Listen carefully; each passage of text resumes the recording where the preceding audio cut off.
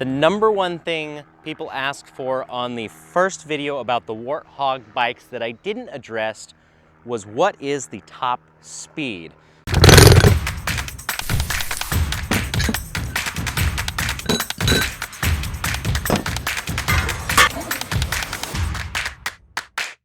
So I have right here the 750 watt, and right behind the camera right there, I have the 1000 watt Bafang Ultra belt drive version, and we're gonna find out. Make sure to hit that subscribe button before you go any further. Now, of course, I'm gonna be on the safe side today and put my helmet on for any top speed runs. I did tease something called the X15 in the last video.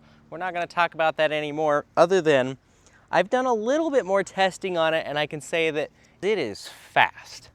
But this isn't about that bike. This is about the Warthog. So I've got the camera already mounted on the handlebars of the MD1000. That's the ultra motor version of the Warthog. So we're gonna take that bike first, see what the speed is like, and then we're gonna go back to the 750 watt. Now, while I'm getting over to a flat stretch of road here to do this test, there were a few other questions. One, I think I addressed it in the video, but I've had lots of emails about it anyway, and that is, will the bike have racks or fenders or attachment points for them? And currently, we do not have racks or fenders in production for this specific bike, but yes, the production versions of the bike will have attachment points for it. So even though we won't have a rack or fender setup that is made specific for it, yes, you can put some on it. So don't worry, that's something that can be added. Now, another common question people have is about the lead time of the delivery. In the first video, I didn't say because I wanted to leave that a little bit open-ended, but I did take the first orders, I put them online as delivery for July, and that's what was gonna happen. I have to make an update and say that July is unlikely. It could be late July, but I have updated the website to say that these are going to be delivered in August. And I hate to be the one to tell everybody this that's already ordered, but I'd rather be upfront and say that they got delayed. Colors. I did put colors on the website, so if you go there, you can check out and see some of the sample colors. There is the tan sand color that I'm riding on, and then there is an all black. We have a camo version. So yes, there are a few different color options. Those are listed on the website. The next question I've been getting is about the belt drive and how does that compare to a chain drive. So a belt basically means that you're not gonna put any oil on your drivetrain. So in theory, it should be less maintenance. The belt shouldn't stretch. So a belt is viewed as simpler and more reliable in many ways, but the main difference is that you have the simplicity of a belt. Another question we've had is asking about the gear range of the internal 5-speed hub that's back there, and how does that compare to a standard derailleur? Some people were concerned that maybe it doesn't have enough range. So here I am in the lowest gear. We're up a slight grade. So now I'm not pedaling. Not pedaling. We're going uphill, throttle only, and I'm doing 18.8, just under 19, now 19 miles an hour. So plenty of torque on the low end. If we can do 19 miles an hour uphill without pedaling. And rather than just answering how fast will this go, I want to answer it a couple different ways. So here's going to be a top speed run in the highest gear. So let's shift up a little bit. And this is going to be with no pedaling first.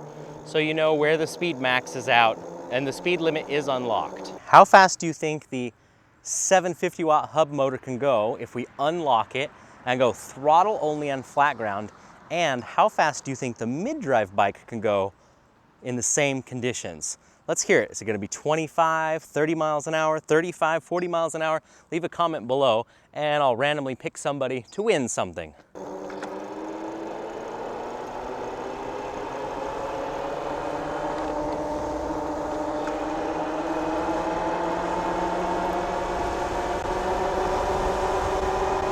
34, 35, slight downhill. Okay, now we're flat. And I'm gonna call it at 35 miles an hour.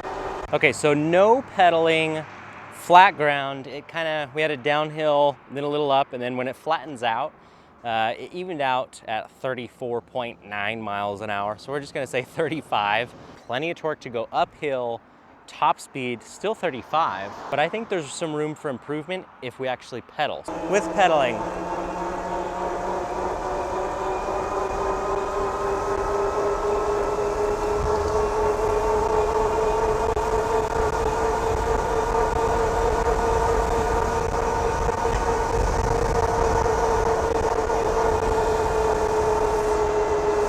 okay, so I put in a bit more effort that time. I would say we could probably get that up to 42.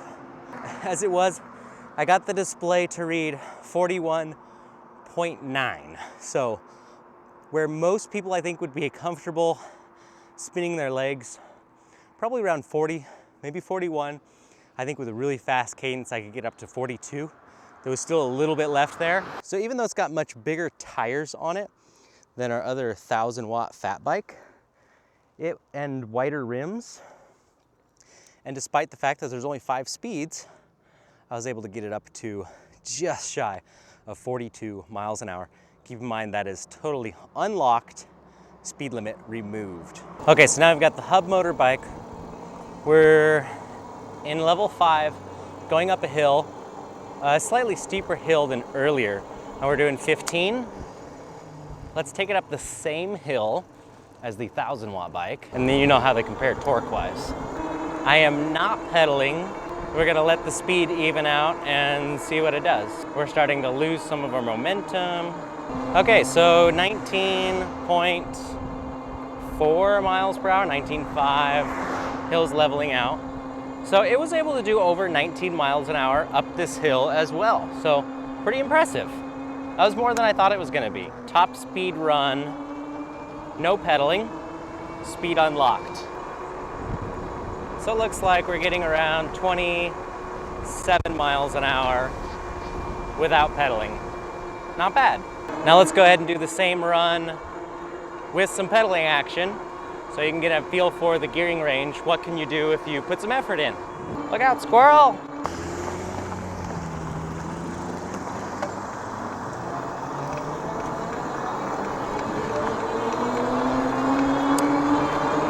All right, hub motor bike, unlocked, with pedaling.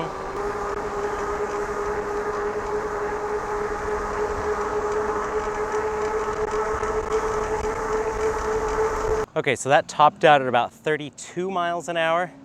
Maybe a little bit more I could squeeze out, but that's about as fast as I could get it to go. So clear winner to the mid-drive motor. Not unexpected at all. I was surprised that they were so close, going up kind of that medium grade hill, that the speeds were similar. I think if I was to do this test again with a steeper hill, then the mid-drive would definitely outshine the hub motor.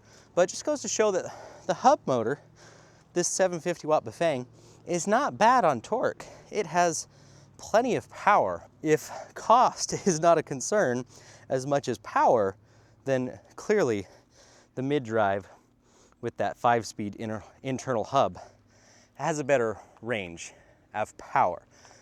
It can go from that 19 miles an hour up a hill without pedaling all the way up to well over 40 miles an hour with pedaling, 35 without pedaling at all. That's moving along really good.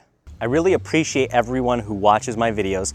I hope you subscribe, come back again next Thursday for another video, because I teased something I called the X15 last week, and I want to make sure that you guys see it because it's just completely insane.